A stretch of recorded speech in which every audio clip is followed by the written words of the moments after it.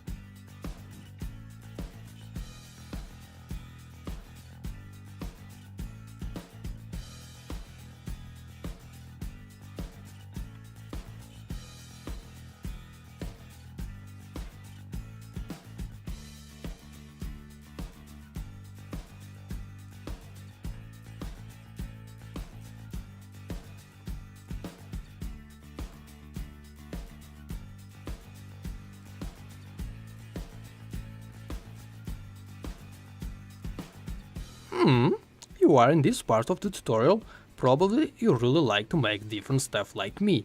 And if you have some suggestion what you want to see in this channel, you can leave in the comments and I will try to make some of that stuff later. Yeah, so thanks for watching. Bye. Yeah.